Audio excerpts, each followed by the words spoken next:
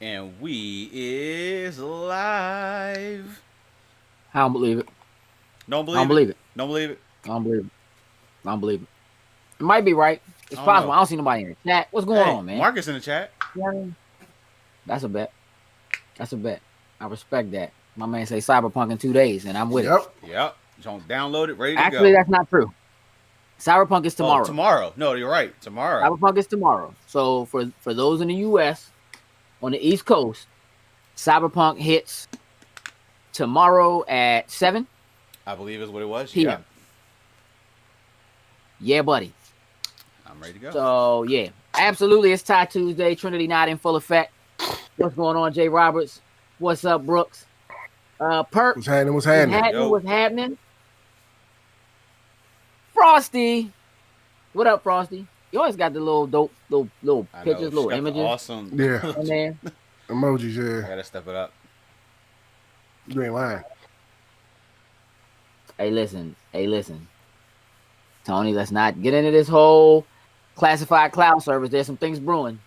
That would normally be a thing we would actually get into on Thursday, but Thursday show is going to be a little different, and we'll talk to you about that a little later. Got it. What's up, B? Appreciate you being in there, B. Hey. You know what I'm saying? A little love right there. Hey, so look, here's the deal. We have a action-packed show. There is so much to talk about. The world of pop culture is not slowing down, even though no one can go anywhere or do anything, and they're all doing it anyway. You. Yeah. So I'm just we're gonna talk about this whole slate of next year's WB films coming to HBOMax because we have to, and I'm gonna be real with you. That's probably gonna take the majority of the show because there's so much happening. That joint started a chain. Oh God, of events. The domino effect is stupid. And folks are not happy. We're gonna talk about it. We're gonna dig into it. We're gonna talk about Spider-Man 3 because of course we are. We'll talk about the Solid Snake movie. We actually gonna take. I said this last week. We're gonna take. Yeah, listen. Nolan is out of his mind, and I have in my notes Slim as a clown. That's in my notes. Listen. Yeah, I saw that all today. Capital letters. All capital letters. I saw that this morning. I was like, let me send that to the group. Slim as a clown, yo. I did say this last week. We're gonna have a brief moment in here where we're gonna try to take anybody who is in the chat, who has a business, or it has a Kickstarter or has whatever, and you're selling or doing things for the holidays. We just want to give y'all a little bit of time to drop links or whatever. We may have to copy and paste those links so everybody can get to them, but we want to kind of make sure we give everybody an opportunity to kind of put their stuff out there for everybody to go and see because we're family here. We all want to support each other, right? Facts. So, my guy, let's just get right into it. You are officially watching Lotus Nights Weekly, where we get together once a week. We talk about things happening in pop culture, and today, dog, we hadn't even gotten started yet. I want my hands up. Look at here. Look at here. We have had so many conversations about WB and what is happening with them, and the money they have lost, and the pressure from AT&T, and all things in and out of that, right? Mm-hmm. So this move last week where they just said, you know what? We're doing the Wonder Woman thing. It's coming out day one, straight to HBOMax. Don't need to go to the theater, but it's going to be in the theater. Mm-hmm. Okay? You don't have to go to the theater. But it's only for 30 days on HBOMax, and we pulling it. Which I feel like is a decent compromise. Agreed. I'm just saying, considering what's happening, it's a decent compromise. Before we get into the then announcement of them saying that all 17 of the films that they have slated for 2021 are now also going to do the same thing. Day one in the theater, day one on HBOMax for 30 days. Okay? For those who are already subscribed. We're going to get into that. But before we get into that, here's one of the things I want to talk about that I feel like didn't really get passed around. So were either of you aware of the fact that this deal that they did to get Wonder Woman to come out day one, that they paid out, like they had to compensate? I didn't know it until I read the article I sent you really this morning. Yeah. So for for all of those involved in that film, Warner Brothers had to pay out like handsomely. They are literally calling it the Wonder Woman money. Yeah. They paid out to compensate those for the losses that they would take by this film not going to the theater, but not just going to the theater, but being available at home. Okay. And there is something to be said for that. There are a couple things to be said there. One, that apparently that same deal is not in place for any of the films that they're talking about releasing next year. That's one, which is a problem.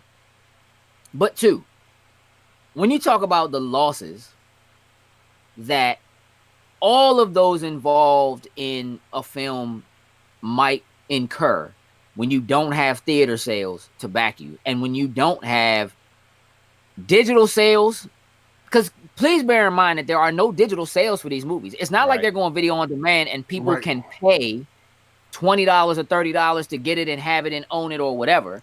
We're not doing a $20 to be able to have it for a period of time and then you lose it, you know, after that.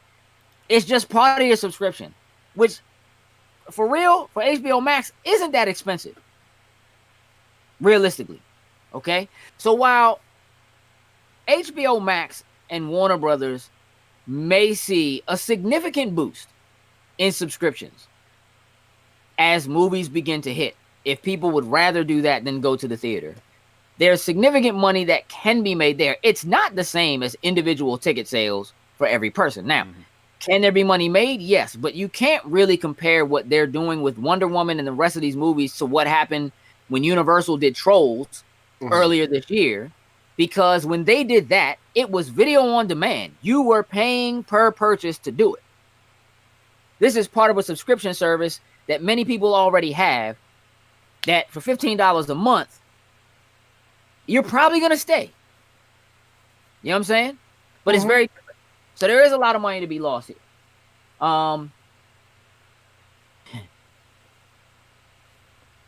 Yeah, but okay, so you're right. So Jay Roberts, you're right. So there is always a clause that is designed to prevent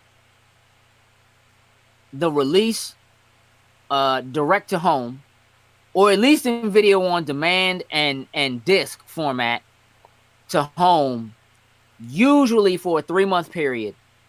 It has to be for a 3-month period after the release of the movie to the theaters. That is so theaters can make money. That is not just for theaters, though. It is also so that a lot of the money that is spent outside of what you normally think can be recouped. Okay? However, there are loopholes in everything. And as a person who was the person in charge of DVDs when putting like old TV shows on DVD became a thing, and really looking at, and as a person who has dealt with music and the way that rights and distribution and stuff like that works there too, it's very similar in that there was an unknown, right? If you worked on the set of Good Times, there was no contract possible that would have said, at some point, we're going to take this and put it on something that people will be able to then buy later down the road that you should be compensated for. There's no royalties written into anybody's contract for that. Right. Somebody has the rights and they just put it out, and a lot of people were not getting paid.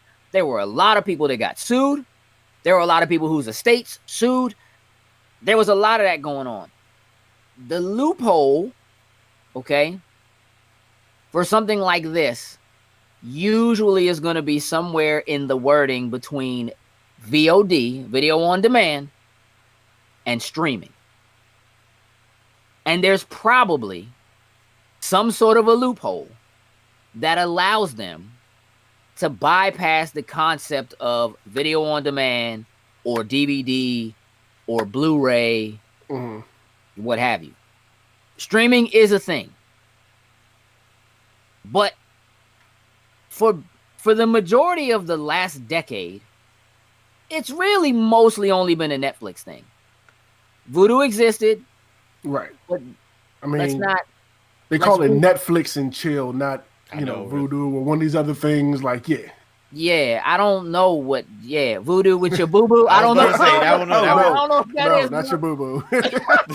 I don't. We ain't doing that one.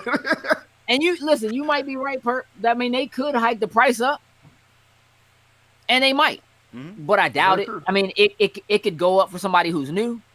I True. doubt it goes up for anybody who's already in. Mhm. You know what I mean? There are going to be a lot of people who jump on just for Christmas, just for Wonder Woman. Period. That's definite. So before we start digging into all the movies they're talking about releasing, and AMC not being happy about it, and Christopher Nolan not being happy about it, I want to talk about this. Currently, medical experts say that movie theaters will not be safe for at least a year after there is a vaccine available for everyone. Okay. If you don't think that has something to do with the business decision that was made to say, you know what? Hey, we need to just Put 'em out. Put them out. Just give it to them. Put it out. Let them Like you Right. said, you don't want to be the Compromise. one. Like you don't want to be the one. They come to your theater and, Oh. and it pops off there and everybody getting sick. You don't want to. You don't want your theater chain in the news for that. AMC all in the theater. Like, no, not going It broke. won't matter. Mhm. Yeah. It almost wouldn't matter, because I mean, look, there are people who don't care. You know, like people are going to bars and One fact. you know what I mean, like. So somebody telling you that movie theaters aren't going to be safe for a year, the number of people who are going to listen to that, who are going to heed that warning, who don't come out of the house, who aren't willing to, who can't take the risk, who are high risk and need to be at home. How do you recoup the dollars from them, from that entire family? How do you do it? Right? How do you recoup the money you spend in marketing and making toys?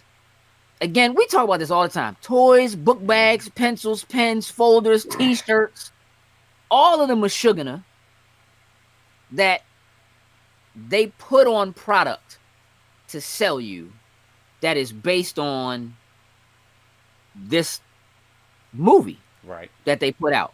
Mhm.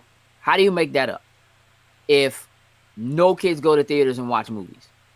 If parents don't take them and watch movies, how do you sell it to them? When you put commercials on TV or you're watching Hulu when you have ads and they throw it in there, how do you recoup that? Okay. Yeah, and you're right. We probably going right back on lockdown. Ty, I see you in there. Hey, listen, man, get your game ready. We getting ready to do a heist. Yep. And listen, drive-ins could be the answer, Oh, definitely. but space is an issue. Yep. Okay, audio is an issue, and people are stupid. Okay, 100%. That's the I'm just biggest gonna thing. say, 100. as a person who likes to frequent the drive-in, the actual drive-in theater that we have relatively close, 45 minutes away, relatively close. I don't mind driving. Okay, they got a setup, bro. That thing is right. They got heaters in the wintertime for you to put in the car, keep you warm, Okay. right? Radio station set up so you can play it through the speakers in the car. It's the biggest screen on the East Coast. Can I say you'll see me on here? Hey, listen. Oh, they peep. I already before. know you know, Cuddy. You know what I'm saying? You're right, G. Driving's our only part of the answer. So look, let's do this. Here's what we're talking about. Let me just get up in here real quick. So we're talking 17 films, Okay. okay, for next year. And I'm gonna be real. I don't care about a lot of these, but There's still something the that you little do care thing, about. Judas and the Black Messiah, Tom and Jerry, Godzilla versus King Kong, Yep. Mortal Kombat, Those Who Wish Me Dead, The Conjuring, The Devil Made Me Do It, Hell no. In the Heights, I know you ain't down, Space Jam, A New Legacy, Guaranteed Toys, The Suicide Squad, Reminiscence, Malignant, Dune, The Many Saints of Newark, King Richard, Cry Macho, The Matrix 4. Now listen to me. Of those films, 1, 2, Maybe 5 of them. 3, 4, 5, 6. I think we're about. I'm gonna go 7. Agreement. I think we're in agreement. I'm gonna go 7. Everything else I would need to see a trailer for.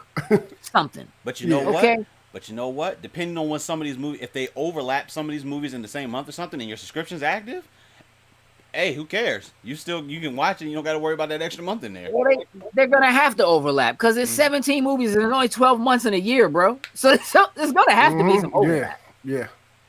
You know what I'm saying? But it's. Let me start by saying most of what they talking about, I don't care about. I don't care. I'm not even remotely interested.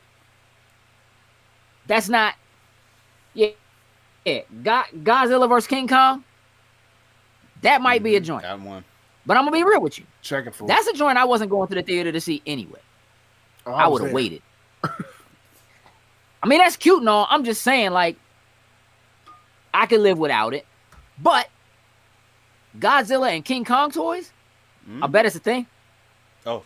I bet it's a thing. You understand what I'm saying? Like, so you have to have a little something in there when you're talking about that number of films. And you know what? It would be, I think, disingenuous to be like, well, we're going to do these 6 films, but not these other ones. Right. You know what I mean? Apparently, James Gunn is not happy about not happy either. Suicide Squad being on there, which is cool and all, but it seems to me that they would maybe rather they just postpone everything. Does that sound? No, you can't do it. It's like at this point everything is so uncertain still. They didn't push back Wonder Woman how many times now? It's like almost a year. You're gonna keep these in the bank, and you're just banking on being able to put them in theaters and that people are gonna go. Now, just like you said, even if they get the cure out, not a cure, but like a vaccine out, and let's say it's flawless, let's say it works, it does what it needs to do, there's still going to be that group of people that still aren't going to feel safe enough to go to the theater either way, vaccinated or not. They just want to play it safe. They're going to want to stay home and watch it that way. You know, let me just say, let me keep it 1,000% with you right now. This is supposed to only be a thing for next year. WB is saying this is only for the year, for 1 year. Which, here's the thing. The industry is scared of this. AMC is scared of this because if it works, everybody else is going to do it. That's one. That's one. 2, if it works, there's no way this is only for a year. Okay? There's no way. And again, with you, I like y'all a lot. But I'm going to tell y'all the truth. If they put these movies out and I can watch them at home on day 1, I'm not going to the theater. Not at all. It's going to have to be something significantly special for me to decide I'm going to the theater instead of staying home and watching it at home. That's not a coronavirus thing. If the coronavirus never happened and this was a thing that was going on, Slim, let me tell you how I would already be planning on how I was going to upgrade my entire home theater system. I'm good. I feel you. Bigger TV, 80 inches coming. Speakers. Listen, I'll pass what I have on to one of the kids. Edia can have it. I'm about to upgrade everything. You understand what I'm saying? Because I'd rather put the money into my own than spend it going to see something once, maybe twice. And if it's really good, like I have done in the past, you know, I'll go to a movie, and if I really like it, I'll go see it again, and I'll pay for the moving seats and pay the extra $20 or whatever. But on fact, Slim, I will take the home theater experience because it's sweet. I like my seat. I'm sitting in it now. You understand what I'm saying? I don't know about y'all, but I don't know if y'all know what I know, but I used to work in a theater. And when you work in a theater, let me look really close in the camera. When you work in a theater, the things that you hear about that supposedly happened in a theater, happened in a theater. Let me focus for a second. You want me to like blow your screen up? Just make you like just anything on screen right now? They got it. Like, oh, they know. They know. You know what I'm saying? Like, look what Brooks said, right? If it's an option, I could chill at home and watch the movies that come out in the theater on the same day. Yeah. Cause look, what you say is better than bootleg. Keep it a fact. You know another reason why this is a good idea? Those movies that we said we don't care about, now we're more likely to watch them because it's sitting right there. I don't have to pay for the ticket. I don't got to get up and go drive to it or nothing. Like, you know what? It's here. Let's just watch it. You just turn it on. Exactly. And go. You're more likely to watch a lot more stuff doing it this way than if you have to actually go out into the theater. Yeah, I can't. I spent... Man, I swept theaters, bro. I sprayed gum. I cleaned things. I'm telling y'all. Clean some things. When you know what I know, you almost don't ever want to go. Ever again. Which is why I don't go to the movies that often. It's got to be a major joint. Mm-hmm. Realistically, there's almost no reason for me to go to the theater if it's not an MCU joint. Almost not. If it's anything else, I'm almost not going. You know what I'm saying? Like, you really got to like pry me out to go to a theater because it's just not. Why? Like, 4K is so clean. Mm-hmm. It's so clean. The audio is so crisp. Get you some speakers. Real talk. A quality soundbar. I was about to say that. Hey, makes the difference. I got a mean joint in the bedroom. That thing moves. You can even spend a good amount of money on a soundbar, just a soundbar. And don't get me wrong, it doesn't replace having a nice 5.1, 7.1. But damn it, you can get some phenomenal sound out these things now. Yes, you can. But see, here's the thing. Y'all know I'm pressed. If I'm going to go, I'm going 9.1. I'm going 9.2. Going all the way. I'm going 9.2. 2 subs. HDMI 2.1. Holla at me. You understand? I'm just all the way. Why not? You know what I'm saying? Realistically, I don't even have to replace my speakers. I have really, really nice speakers. You know what I'm saying? I can just swap out I just need a new box. Like, that's it. Like, I don't. The setup you talking about, that's what our man Alex has in his basement.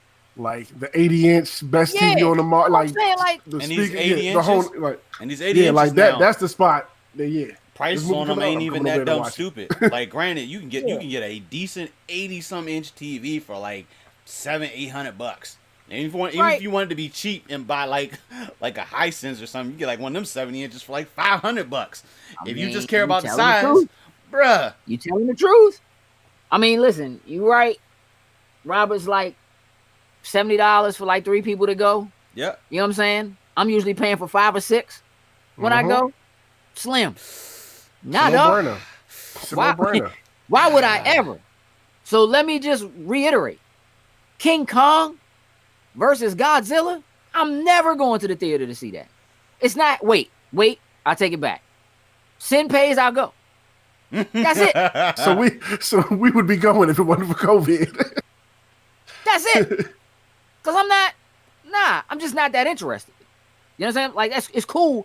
I'm not that interested. That's not a big enough event for me to spend the kind of money I generally spend when I go to the theater. Mm-hmm. It's a whole thing. You know what I mean? For me, going to the movies is like a family reunion. Everybody goes. Facts. Mom, dad, all the like, it's a whole thing. So yeah, not doing it again. So listen, movie experiences. Jeez. Legendary Entertainment talking about suing, seeking legal action, right? Specifically for Dune and Godzilla versus King Kong because they say they pay 75% of the cost for the film. Woo! Okay. You might have a little bit of a bone to pick. Yeah. Realistically, though, it depends on what your contract is like, but realistically, though, as long as you get your money back, what difference does it make? As long as you get your money back. Yep. So maybe they buy him out. Maybe they don't. Hard to say. Let's talk about Christopher Nolan. Let me start. Y'all know I'm a Christopher Nolan fan. Yep. He only has 3 films I don't really mess with. Y'all know what they are. Same franchise. They're all in the same franchise. They're technically the only franchise joints he has. Right. No. So, like, you know what I'm saying? I'm a Nolan fan. I like his work. I think it's smart most of the time. Super cerebral. Like, I like it. Okay? Slim is a clown right now. Okay? So, for Christopher Nolan... Thank you, Deans. To open his face. Oh, he definitely lost money. Listen. I can't even... Listen. So, look. So, he came out basically and said that there are people who went to bed one night thinking that they were working for the greatest studio in the world and woke up to find out that they were working for the worst streaming service. End quote. Which, listen, that's arguable. You know what I mean? Like, but realistically, for the right audience, HBO Max has way more to offer than Disney Plus does. True. There's plenty of nostalgia sitting on Disney Plus. But outside of The Mandalorian, when it comes to original content, if you really like High School Musical, then sure. High School, the musical, the show, all in. There's an audience for it. Not, But here's the thing. And again, I just want to listen. Christopher Nolan said, and I quote, Warner Brothers had an incredible machine for getting a filmmaker's work out everywhere, both in theaters and in the home, and they are dismantling it as we speak. They don't even understand what they're losing. Their decision makes no economic sense, and even the most casual Wall Street investor can see the difference between disruption and dysfunction. Now listen. Christopher Nolan, you had a film that dropped in theaters that only managed to make $45 million. Mm-hmm. How much did it cost to make it? It cost you like $120. Double that. Mm-hmm. Yep. That should have been what are a you little talking bit of about? an indication. Right. You had your chance. Right. What you are had you your talking chance. And y'all tried to keep all that stuff under wraps. You didn't want to tell people how that joint did. You ain't want to come out and say, no, this is for us to know. Which clearly. Hold on a second. I gotta handle something in the comments. Go for it. Look here, Frosty. Don't start talking about me bringing up High School Musical. You enjoyed every minute of that joint. We're not doing this. Every minute. You sang along the songs you didn't know. It's like problem. Okay. Yeah. I'm just saying. I'm just saying. That I'm not joking. You know it's a fact. I'm just saying. It's documented in that one comment section. It's documented very well. It's gonna be great. So look, the idea that this doesn't make any economic sense. I mean, y'all chime in and tell me if there are no movies to put into theaters because theaters are closed. What do? You got to find a way to get some movie out to the people to recoup some money. Like, you spend all this money making it, now you got to get the money back from what you put in. It's common sense. If you can't go to the theaters, you got to put it somewhere. You got to put it where you're just going to sit there and collect dust. You don't know when all this stuff's going to get better again, or if it even will be able to go back the way it was. You got to start looking at different avenues. It's just that simple. And the streaming services are there. Hey, get him, Marcus. My for. Man, I appreciate you right now. Marcus stick to the status quo. That's it. Yeah. Yep. But nah, 100%. Got to get it in front of the people where they can get to it. And right now, streaming services is the place where it's at to do it. And you know what? I get they have the agreements with the theaters and everything, but the theaters at this point have to realize and understand even if they fully open back up, you're not getting the crowds that you did even for a big box office movie. It's not going to happen. I'm sorry. No. Like, I don't know how realistic or unrealistic they're trying to be. It's like, yes, you will have your handful of people that are absolutely going to come and they're going to sit their fine selves in the theater and they're going to watch the movie. You know what? Power to those people that are going to do it. But the majority of them are going to be sitting at home watching on streaming service. And you know what? I guarantee you most of them won't mind if HBO Max said before they did it the way they were going to do, hey, we're going to put this behind an extra paywall, and it is going to be $20 to get it. I guarantee you, people would have still been perfectly fine with paying the extra to do those movies either way. You think with the unemployment rate the way that it is, that people wouldn't rather just sit and watch it at home than go pay for gas and get the kids popcorn, all that kind of stuff? When they go to the theater, man, they're gonna sit right at home on the popcorn. Listen. That's spoken as suburban, you know what I mean, living individuals. If you live in New York and you got to get on public transportation to go to a movie theater, if you're in DC and you got to get on public transportation to go to a movie theater, if you have to be in a crowd to go to somewhere there is a crowd, people, nah. They not. You understand what I'm saying? Like, when you think about the big tentpole places where, you know, a lot of movie watching happens, a lot of people are on public transportation to go do it. There's a lot that has to be considered. So AMC, again, not happy. And I get it, right? So what is it that, and hold on, I'm not saying that Warner Brothers went about doing this the right way. Like, if there were people who should have been notified or maybe should have known that this was a thing or that was even a possibility, that it was something that they were considering, 100%, maybe they didn't do this the right way. Putting a message on Twitter with a trailer showing all the movies that are coming out next year and saying, yep, we're doing the Wonder Woman thing with all of that, maybe not the best way to make sure people are aware that that's what you're doing. You understand what I'm saying? I can agree with that. Yeah. So 100%, I don't necessarily agree that they went about it the right way. Okay. But the president of AMC, CEO of AMC, said clearly Warner Media intends to sacrifice a considerable portion of the profitability of its movie studio division and that of its production partners and filmmakers to subsidize its HBOMax startup. I mean, maybe. As for AMC, we will do all in our power to ensure that Warner does not do so at our expense. We will aggressively pursue economic terms that preserve our business. There is already an immediate and urgent dialogue with Warner Brothers. AMC, y'all are almost out the door. What business right now? There's been no business for y'all for like the past year. Oh, even if the theater was open now. Gosh. I mean, so theaters are more or less open, right? I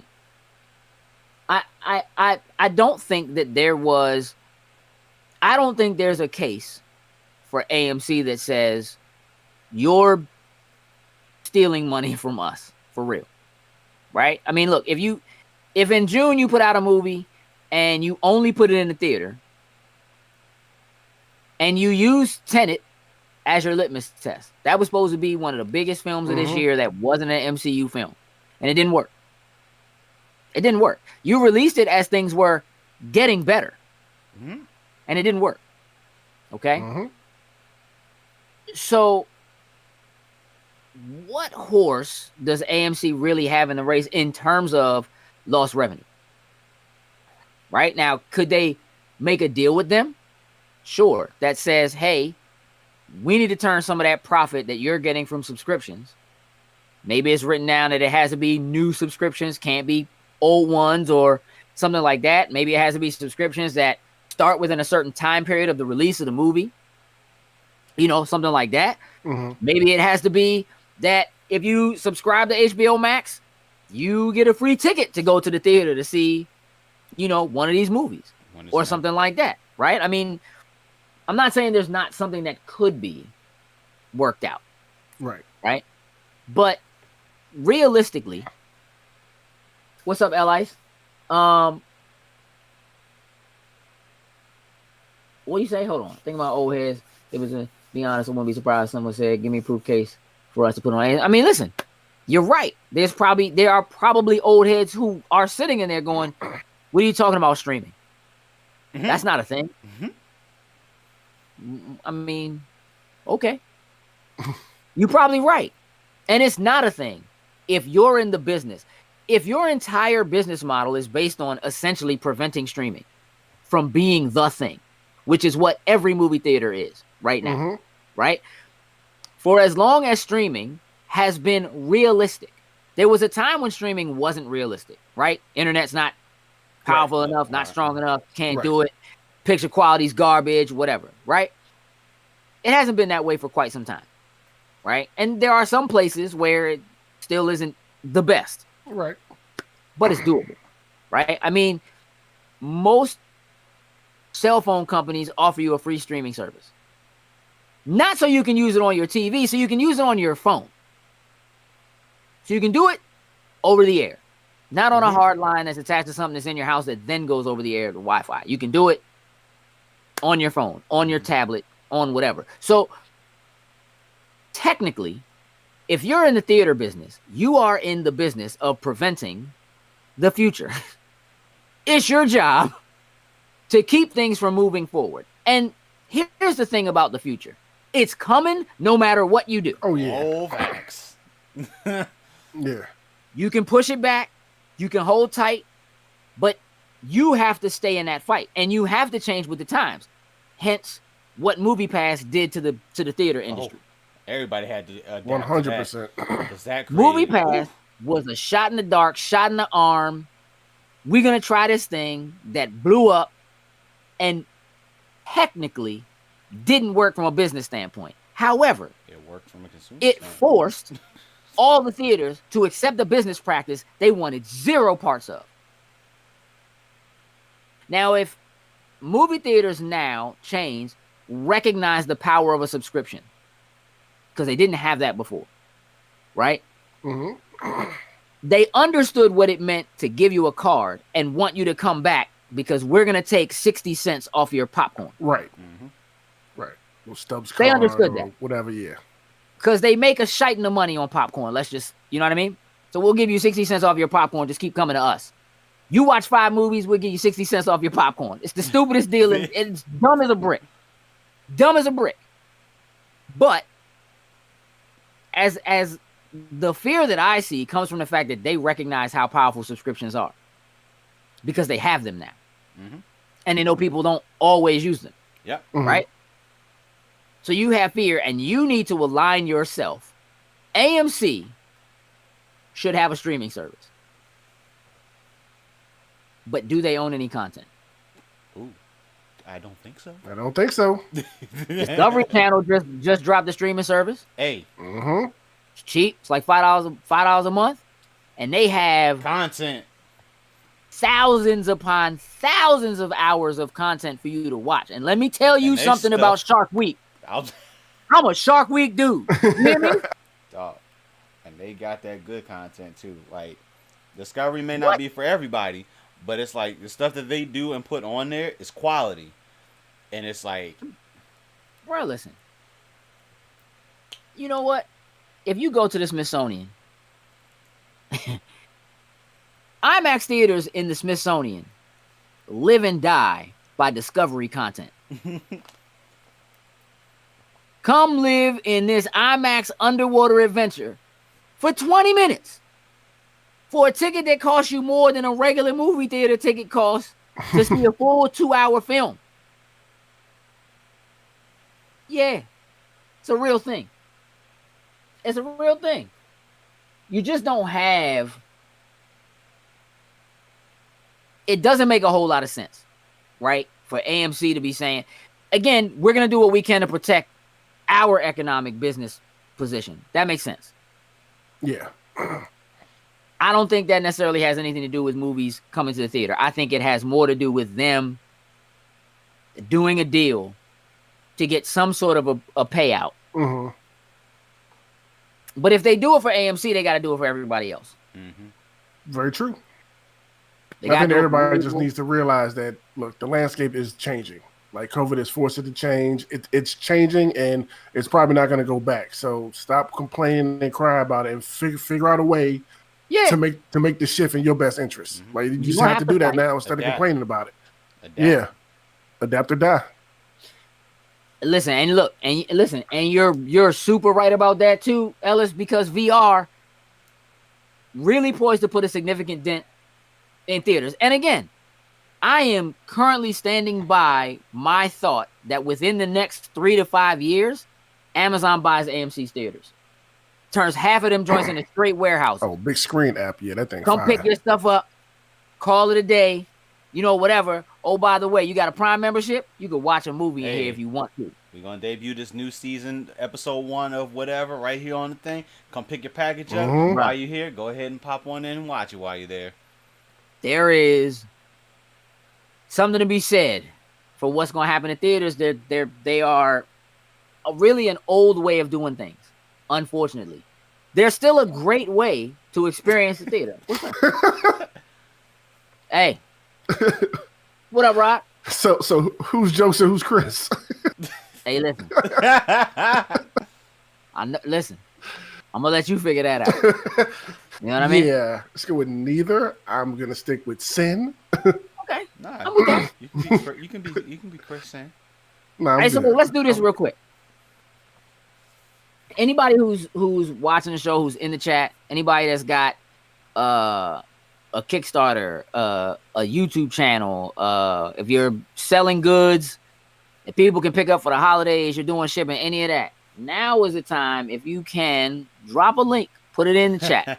We're going to try to just give everybody a moment to, yeah, go ahead and do show a little love for one another. Cool. While we wait for them, I want to say, my man Perp talking about the new Apple headphones. Look, I'm an Apple user, and as soon as I saw them things, let me tell you how I died laughing at these $550 Apple headphones. Hey, dog, listen. You own Beats. Yep. You own Beats. Which isn't what it was when it was Monster. Mm-hmm. Facts. True, we get it. Not what it was when it was Monster. But come on, bro. I died laughing. They don't even look that great. Like,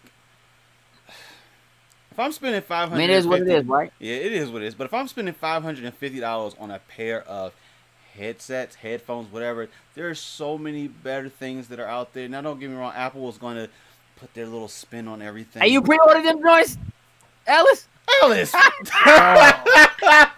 The new target audience. Yeah, I was about to say that. Sir, you can give me a report, but this will be one. Right, Kay.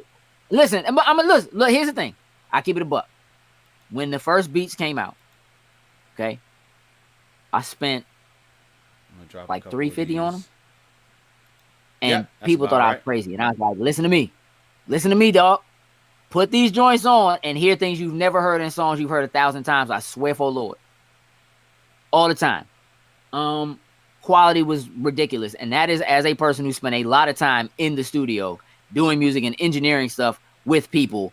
Them joints were the truth, for a fact. Rod, I see you got your Ancient Illumination Kickstarter joint in there. Y'all make sure y'all please hit that link, check that out. I'm about to have Jay Roberts come up in a second here. Cool. Sean, I see you. Meticulous LLC. Listen, skincare products, hair care products is in there. Make sure you grab those. Make sure you check that out, please. Yeah, them first Beats, bruh. When I seen them come off the truck, dog, I was like, I have to open these. I need to see if they sound like they're supposed to, and if they do, I'm buying them. Yep. And I did. I didn't even get the first set as much, and I love the design of what they look like. I didn't get mine until the second set. But what was that last link you just put up? That was Jay Roberts. Okay. Okay. You know what? Awesome. If you put in, it seems like if you just put your link in there, I can copy it and it will actually put your name in there as well too. So okay. Yeah. So let's try this again and see very cool. what happens. Let's get that Etsy shop stuff going. Listen, while we're doing it again, y'all keep doing that. I want to just make sure that we're giving everybody an opportunity to just let's share. We have a lot of very creative people in who watch the show consistently, who do great, brilliant work. They're people who a lot of them we met because of the kind of work that they do, and us going and talking to them. So we just want to make sure that we get that, in there. Yeah, my Original Beat Studios are right over there. Use them all the time. I still have my. I used them with the new Dolby app the other day. Mm-hmm. I almost threw up. Them joints. I these sound like new headphones. Yeah, it is. I mean, yeah. Yes. Cool right there. So let's talk for a brief moment about Spider-Man 3. Yeah, got some news today. Mm-hmm. Alfred Molina officially reprising the role of Otto Octavius in Spider-Man 3. So let's just go ahead and get it out the way, man. First and foremost, this joint is slated for December 17th of next year. Is it coming out? Nope. You know what? Is it going straight to streaming? I was gonna say yes. You know what I'm saying? Like, I honestly think that it'll be behind the paywall because unless Disney decides to change because of the way HBOMax is doing stuff, I think this is just gonna go behind the paywall. Toys and stuff will still get their advertisements, all that stuff, so people can go out and buy their kids all that good stuff on there. Yeah. But I think it'll just be behind a Disney paywall. Hey. I would love to be a fly on the wall in a Disney Marvel briefing session where they are planning the toys, because I know they're gonna try to hurt me. Listen, there's no way this isn't a Spider-Verse film. There's no way. No way at this point. There's no way. Yeah. Just him. Listen, off the break. Let me tell you something.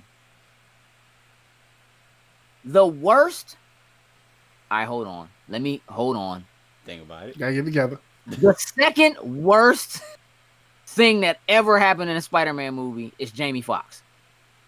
Easy. You're bringing Jamie Foxx back? It better be the Spider-Verse, bro. That's the only way I'm letting it slide. It's the only way I'm letting it slide. There's no other reason for it. Doing the Spider-Verse opens up so many options. And there are a couple of things. Sin, you and I guested on the Butler Did It podcast last week, correct? Yes, we did. We had a good time. Y'all make sure y'all check that out. The Butler Did It podcast. Our good friend Adam Butler, longtime friend, has a really, really awesome show. Does a lot of shows that cover a lot of things from mental health to just all kinds of stuff. But every now and again, we get in there with him and we just talk Marvel and comics and stuff like that. And we talked about Black Panther and the possible recasting and all of that jazz. And in talking about that, one of the things that I said was, listen to me. While Black Panther was very, very important for us as Black people and for a lot of other people to just show the importance of having diverse characters and so forth, Miles Morales is doing so much of that right now. He is so at the forefront of so many people's minds. He is so familiar. And Spider-Man is still the best known character on the planet. Period. Yeah. Now there's a bunch of them. Not everybody knows that when they look at this Spider-Man in this suit, that it's not the same one as this one. Right. And all of them got a bunch of suits. So it's cool. As powerful and popular as Miles Morales is, the ability for Miles to kind of step in and take over some of that space that existed with Black Panther, and the ability to add Spider-Gwen, to put a young woman in a spider suit and give her powers, push Wonder Woman aside, push Captain Marvel aside, push Black Widow aside. It's all over. It's all over. Because realistically, Spider-Gwen is the most important and best female character created in the last decade. Easy. Not just as a Spider-Man fan. They turned her into Gwenpool. Like, it's a thing. Yeah. You understand what I'm saying? It's a whole thing. It's a real whole thing. And it is a thing that is important to young girls. Wonder Woman doesn't hold the same kind of cachet with a young audience that it does with an older audience. It just doesn't. She doesn't speak to them. She's not on, it's not in the same thing. Gwen does that and can do that. The same way Spider-Man speaks to a younger audience that then grows with them. Okay? That's the importance of that character and who that character is in comic books as a whole. Hey, yeah, Black Widow, that's a wrap. No, gotta go. And look, they're probably going to replace Black Widow with a new Black Widow. It's probably a thing that's happening in the movie. There's a good chance that's happening. But I don't know I don't think that holds a candle. I think that there was a potential with Captain Marvel, and it did okay. But it didn't blow up the way that they really wanted it to or should have. for all of True. the excitement I might have about seeing a Donald Glover possibly be a Miles, he can't. He's too old now. But I would enjoy it. I'd rather it be somebody we never heard of. Yeah, that's how I like when they do those type of things. We cast someone never heard of, give them time to shine, like, and they can make it their own. Like, because when you put someone, don't get me wrong, in certain roles, you want to have that seasoned veteran, whatever you want to call it, that they can probably take that role and do what they need to do with it.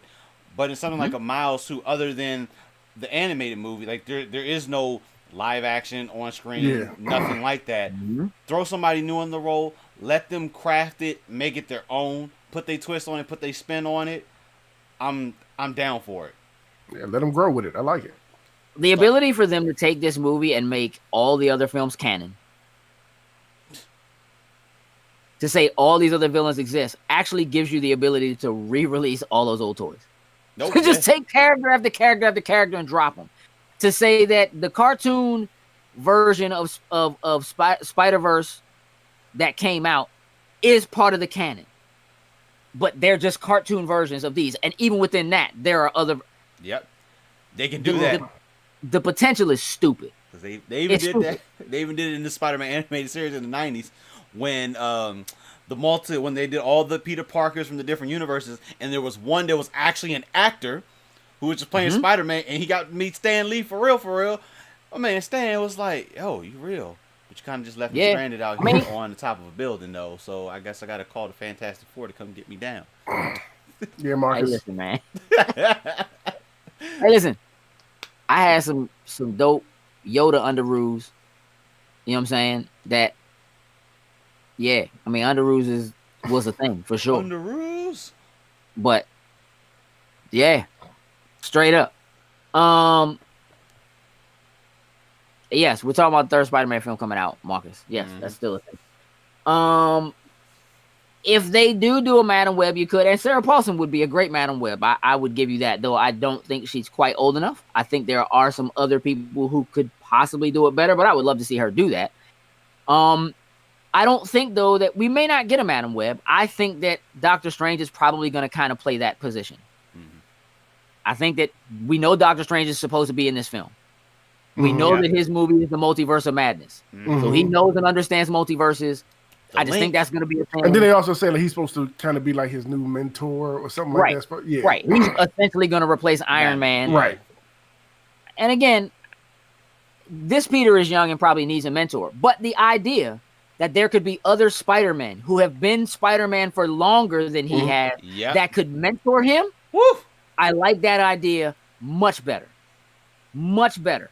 Just by having Spider-Verse. Somebody else come in and have him have the ability to talk, and just to get a couple of jokes about what J. Jonah Jameson is like in their world too. Yep, he's still a dick. Like, you know what I'm saying? It's like, the funny part is he'd be the only one that looks exactly the same in every universe. It's the same one. Right. That could be so dope. There's so much potential in what they do, how this bleeds over into animated series, web series. Like, they can do whatever they want with this. I don't trust Sony. I'm gonna keep it a buck. I don't trust Sony. But as long as Marvel keeps their hands in it, I'm good. Look, even to legitimize, because for me, Venom's not a legitimate film. There are a lot of people who actually like the Venom movie and so forth. But for me, Venom is not a legitimate film because there's no Spider-Man in it. And for me, you can't really have you can't have Venom without Spider-Man. Like, that's how Venom becomes what Venom is. And I know they've done a lot to retcon Venom and his backstory and so forth in the comics. I don't really care. That's not how it happened. I don't really care. But to be able to legitimize it and say that there are other Venoms, to say that there was a Venom in Spider-Man 3, that there was an Eddie Brock that didn't look like an Eddie Brock is supposed to look. They could do it. You know, it's a real thing. If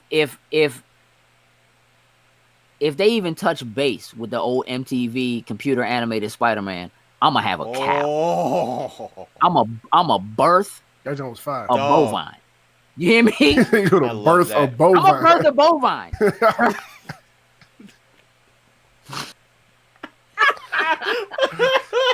I would pay to see that.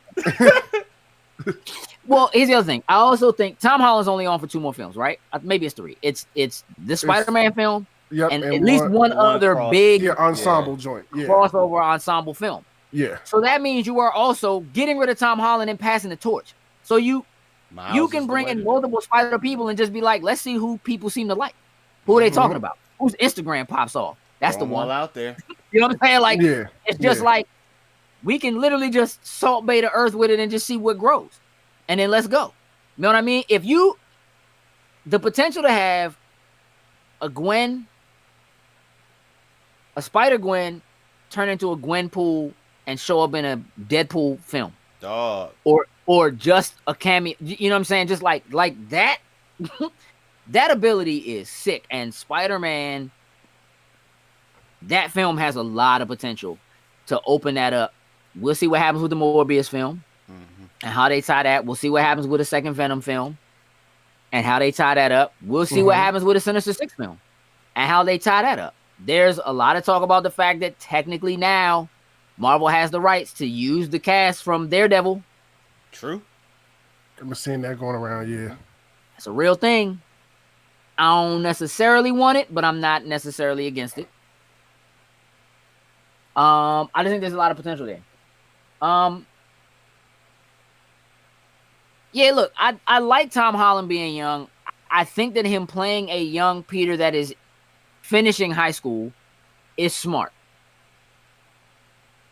I don't think they will keep him on long enough, and I think that there's a lot of potential for him as an actor that is sapped by him being stuck being Spider-Man for so long. We'll see what happens with the Uncharted film. This other film, I can't think of the name of it. They just one with him and Daisy Ridley. That joint is like 3 or 4 years old. Yeah, like they were dumb young when they filmed that, and that's just now getting. So, I think he has a lot of potential. You know what? Listen, Rod, I'm gonna disagree with you. I think there are films that should have the R rating. There's a lot of talk right now about Hulu and Disney Plus merging. Yeah.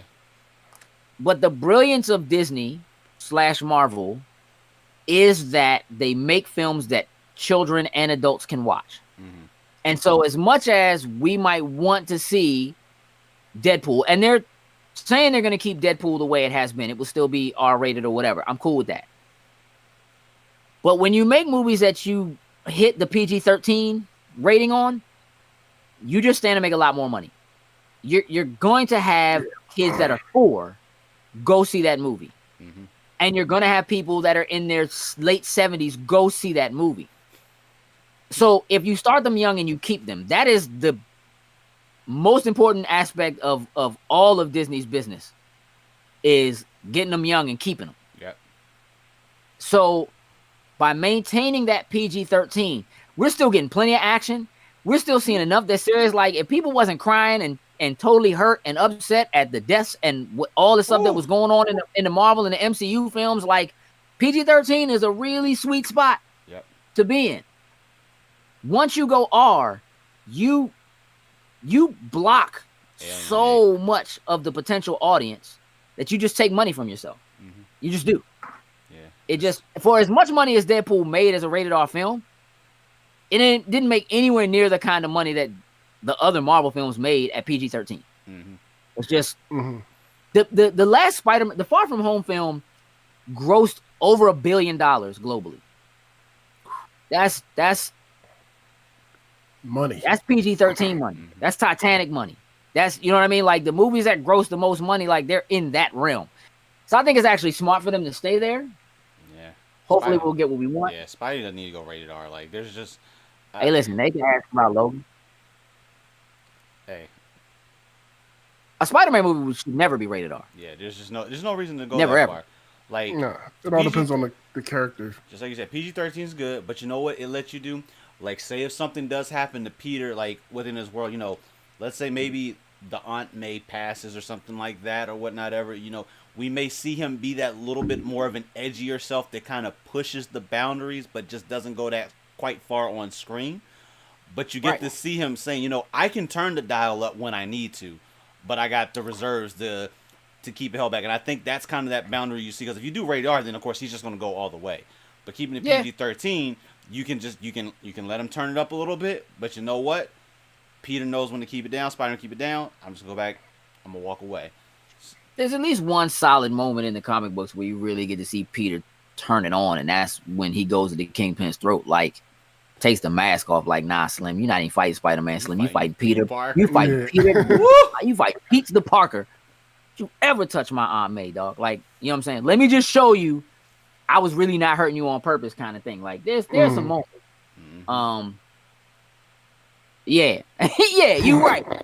You right. Rip that face off with a spider grip. Just show him what you really could be doing to dudes. You know what I'm saying? Like, I'm out here going light on y'all. One last topic. I guess I'll put it up to y'all. Oscar Isaac. Cast as Solid Snake for the Metal Gear Solid movie. Do you care? Yes and no. I mean, yeah. Like, care and I don't care. The fact that we're getting a Metal Gear Solid movie sounds cool, but we know how video game, whatever you want to say, these movies turn out. So you know what? He's a good actor. So you know what? Skills, I don't doubt, but trying to bring this together on screen and making it right, that's where my issue lies, more or less. So it's a scary territory as usual, but yeah, it's like, okay, you're gonna be Solid Snake, great, but can the movie be good? Let me cross my legs real quick. No, like let me keep it a buck. I think doing a Metal Gear movie is one of the dumbest things. I don't think. All right, do me a favor, Sin. Walk me through the story of Metal Gear. Oh, see, what I was going to say is we don't need to go past part one. We can just keep this. We should be a one-off. It don't need to be a franchise. I'm good with the first. If they adapt the first game. I'm gonna tell you why. Because who makes movies that like if you make an action movie, they would have to completely rewrite this thing. It's too difficult, I think, to do a Metal Gear because they'd have to rewrite it so it makes sense to people because it barely makes sense to us when we play it, and then the true fanboys will say, "Oh my God, this is not right. This sucks. It's trash." It's a weird spot to be in trying to make it. They're gonna have to rewrite it so it makes sense. It probably would just become like that spy infiltration type thing. Like I feel like that would be the direction to head for it. But they decided to do like a 2 and then go into like how. That's something like leave. The second one leave all that alone. Like you go from being this espionage thing with elite one giant like the Metal Gear. Now you got like vampires and all these other dudes that are just Hey dog, the moment you have to explain the difference between Solid Snake, Liquid Snake, it's a wrap. Shadow it's Moses, over. It's over. Like, what are you talking about? Big Boss, all that stuff. This is the dumbest. Yeah, like I think that the idea of doing a Metal Gear movie is one of the dumbest things. I don't think they should be doing that at all. I think an Uncharted movie not a bad idea. I think this easily has franchises built into it. I think they have a solid cast that certainly could grow with the film, and you could, you know what I mean? Like you could mind that. Metal Gear, bruh. It's just gonna be confusing. I don't. It can't work without a rewrite. Can't work. At all. Can't. Like it isn't. I don't. No. Maybe a TV show. Maybe a TV show. Maybe. But a movie, I don't even think you can explain enough about what actually is happening in one of those. It's just I don't have a lot of faith in this joint. I think Oscar Isaac is cool. I don't necessarily think it's a bad casting for Solid Snake, though. I don't think of him when I think of Solid Snake, though. I know that he said he wanted to play the role like years ago. Yeah. But he certainly doesn't come to mind when I think about the voice and what Snake is like and who he is. Like, I don't even think Slim is tough as Poe. Like, yeah, it's just gonna sound weird. I don't feel like I would whoop Solid Snake. I feel like I'll whoop Poe. Like, you know what I'm saying? Like, I don't like. I'll body Poe. Slim be talking stuff and looking real weak, talking big. You know what I'm saying? To the women in the room, like, get out of here, Poe. You just like Fluke. You ain't doing that to Snake. Hey, listen, Ellis, stop it. We're not adding Tyrese or Channing Tatum. to this. Let them have the franchises they've already ruined. Okay, let them have them joint. Yeah, Tyree's hungry. And that is part of what's wrong with the G.I. Joe films is that they're basically Fast and the Furious films without Fast or Fury. So I don't. You know, you can tell that there's an issue there when they say we're going to have a Hasbro connected universe and we're going to combine G.I. Joe and Transformers. Stop it. How about just get Transformers? I mean, G.I. Joe off the ground as a working movie first. And The Rock don't turn nothing down. My man just does work. Oh, yeah, he just work. Listen, we need to shut the show down, but I need to have a minute. The sheer concept of revisiting the Scorpion King makes me want to Earl. Chuck buckets. Oh, the Scorpion King is a garbage movie. Garbage. Worst of listen, don't even let's not redo it. Like if you're gonna go back and redo a film that The Rock is in, you know what you do? You give me another rundown. You give me a rundown part 2, bro, and let that dude run somebody else down. Do it. Because that joint is probably The Rock's best movie. Fast was a good one. Not Fast and Furious. I think it was just called Fast. Isn't the joint where he was the football player and he found out he had a daughter? Because that joint's fire, too. That joint's fire. That joint's fire. That joint is fire, bro. What's the one I'm thinking about? Is it just called Fast? I mean, is it part of your favorite franchise? No, it's not. No, it's not. It's, I mean, he got shot in the head or whatever, and he was trying to get the members that did it. The Rock. Oh, nah. But that was a remake. That's a remake of an old movie. The joint where he had the bat. He came back to town. He took over as the sheriff. No. I know you're talking about. That's not it. That's not it. All right. Running tall. Ellis, get out of the chat. Get out of the chat. You're Walking fired. Tall. There we go. Walking Tall. An electric masterpiece. Walking Tall is fire. But, I mean, it's a remake of another movie that was already good. Same thing. Dog. Yeah, I don't need the Scorpion. But I'm sorry. After hey, look. Hey, look. Said, I know what you're talking about. That joint's garbage. Hey, nah, for real. The Rundown's probably his best movie. If you haven't seen The Rundown, you should absolutely see The Rundown. That joint is so good. So good. I'm like maybe the only person who recognized Ernie Reyes Jr. the moment I saw him step on the screen in that joint was like, it's Donatello. Oh, no, the Halo movie going to be garbage too. Can't do it. Can't do it. I have no faith. No faith whatsoever. Can't do it. I don't even think the Halo story makes sense. So I don't see the point. There are some things that should just be games and books. Nah, I mean, like, they got some good books. You know what I mean? Like, Gears could make a decent movie. Halo, I don't think so. It's too far-fetched. It's too much fantasy. Like, the lasers and alien thing, I don't feel like works really well when you try to make it into a movie. Gears, the idea of, like, humanity trying to... Like, if you did a Halo movie, it almost has to be ODST. In order for it to, like, really, like, resonate and... Be more grounded. Yeah, like, the idea of being on a planet that's shaped like a ring and this dude who's supposed to be, like, basically superhuman, who's bioengineered, driving a warthog around this joint, like, that joint is too much for people. Gears, though, takes place on Earth. You know what I'm saying? Like, the idea of Emergence Day and what that does and kind of fighting that fight and the fact that fight doesn't really end when it ends, potential there. Doom-like potential, but potential there. Nah. So, Perp, there's live action. Faster. Yeah, that's what it was called, Faster. There's a live action Attack on Titan already done in Japan.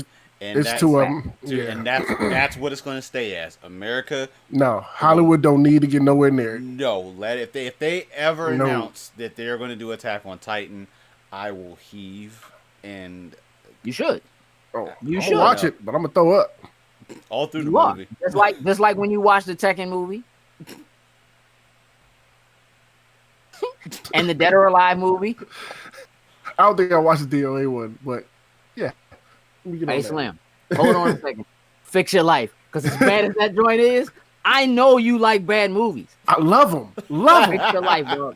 You need to watch that DOA joint. And look, say less. I'm over here on the laptop right now. Yeah, we're not talking about Death Note. Doom wasn't that bad, but it wasn't good. Yeah. It wasn't that bad, but it wasn't good.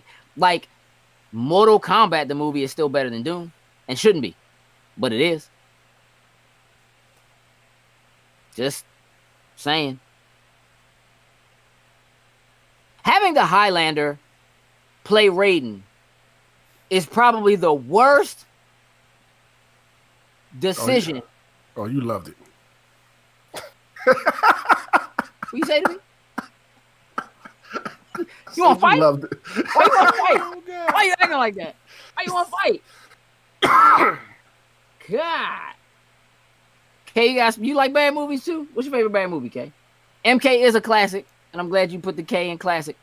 MK is actually a classic. MK2, the movie.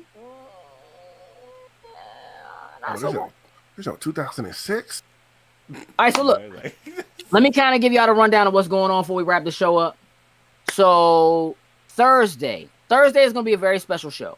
So instead of doing a regular cutscenes, we actually got a little bit of a partnership with the Game Awards. We're going to be streaming the Game Awards live. Now, the Game Awards is probably going to be like 4 hours, but we will be streaming the Game Awards live. So Thursday's show, it's going to start a little earlier than normal because the Game Awards start a little earlier than normal. We'll put a post out just to kind of give you a heads up on what's going on with that, but Thursday's show is going to be a bit different. We're going to try to sneak in some talk about some of the things that are going on because we have every intention of at least getting our hands on Cyberpunk tomorrow so we can know what's going on with that. And then jumping into whatever we can of the new heist in Grand Theft Auto on Thursday when that drops. Mm-hmm. But we're definitely going to stream the Game Awards and we'll be talking about it and probably making some predictions and stuff like that. So by all means, please join us for the Game Awards stream. It's kind of a big deal that we got that little bit of a partnership thing going on. So that's very cool. So we'd appreciate your support there. I want to talk about Popeyes for a second. Popeyes? Oh, really? Because every year for the last like 4 or 5 years, on New Year's Eve, we have gotten together as a Loading Snacks family and done something for New Year's we call Popeyes in pajamas. Mm-hmm. Very simple. We pick someone's home. Everybody goes to Popeyes on their way there, picks up whatever. Biscuits, chicken, fries, whatever, red beans and rice. Whatever. Popeyes. Knock yourself out. Shows up at the house, in the PJs, in the onesie. We hang out all night, play video games, watch movies, just talk trash, drink, all that kind of stuff, and have a really good time bringing in the new year. And because things are so different this year, we are going to do Popeyes in pajamas, but we are going to do it basically the way you see us doing this. Pretty right much, now. Yeah. You're going to see us in our pajamas. Chilling. You're going to see us with our Popeyes. We're going to play some games.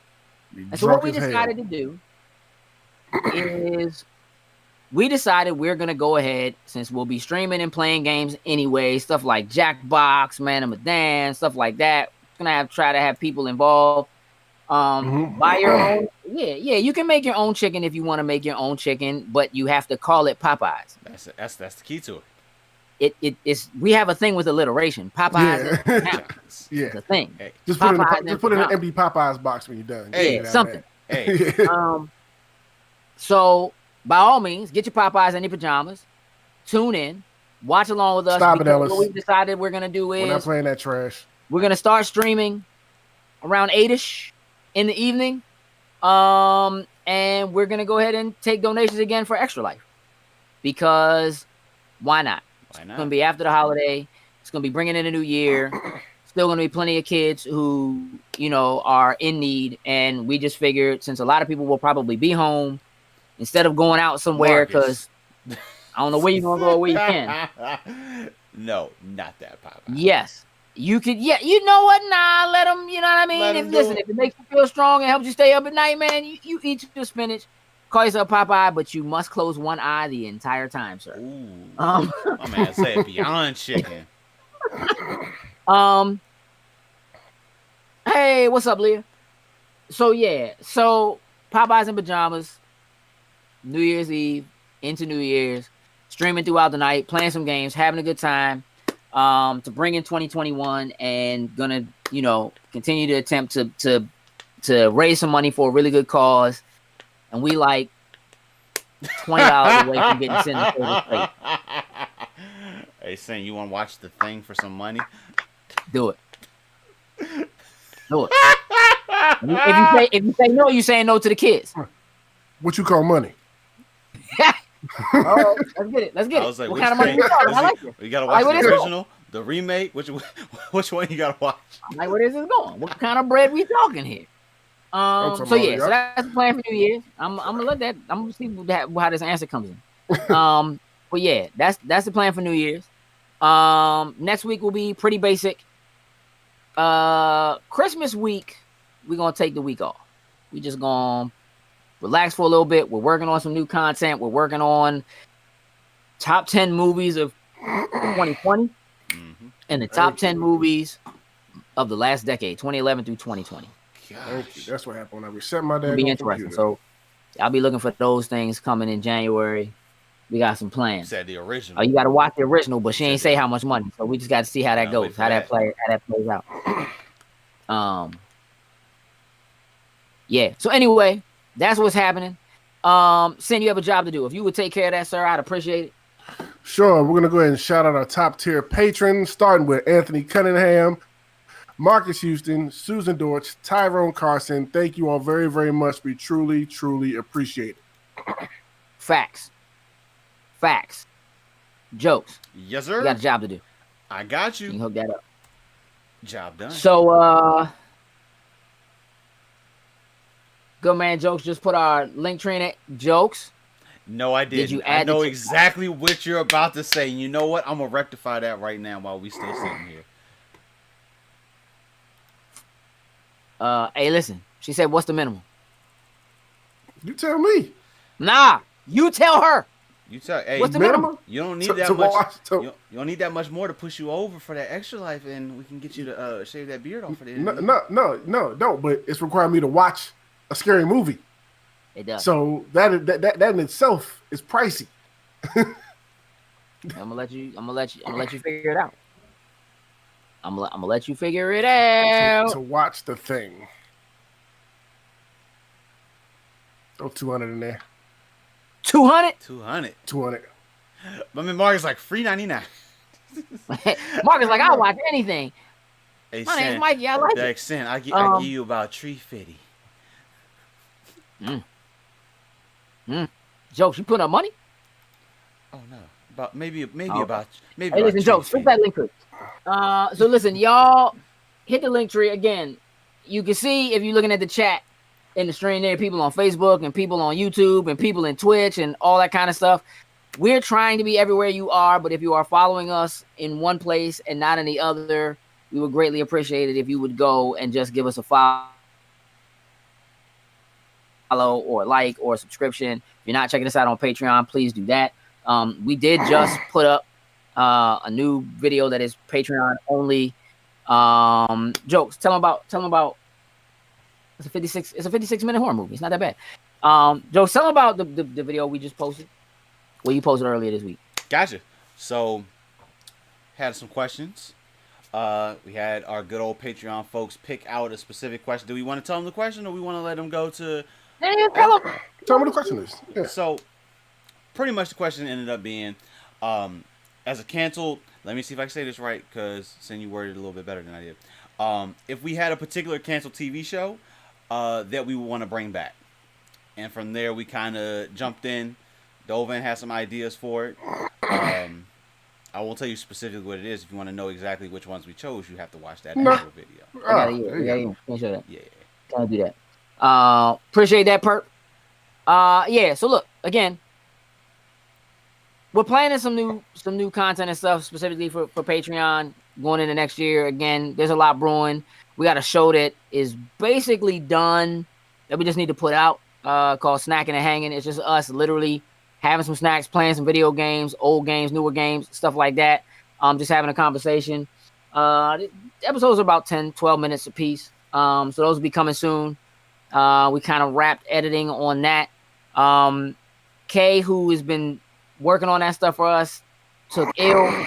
Fortunately, it's not COVID, but he has not been feeling well. I spoke to him earlier today, still trying to shake a fever, and it's been like 10 days or more. Yeah. Got a pretty nasty cough, but that seems to be dying down a little bit. But again, listen, all y'all who are watching, y'all just continue to take care of yourselves. If you're outside, wear your mask. Do your regular stuff to take care of you, take care of everybody else. Everybody stay safe. We appreciate y'all watching. It's been late. It's time for us to jump into GTA. So those who are in the crowd who know what's up, you in the chat and you know what's up, time to get on. Also, you might want to go ahead and accept that new invite I sent to the new crew because some things brewing. Do that. We're out. Toodles and loos. What it do, snackers and snackettes? Did you like what you just saw? Would you like to help us grow? Here's what you can do. Shoot over to patreon.com/loading snacks. And don't forget to like, share, and subscribe on your favorite platform of choice. Appreciate you.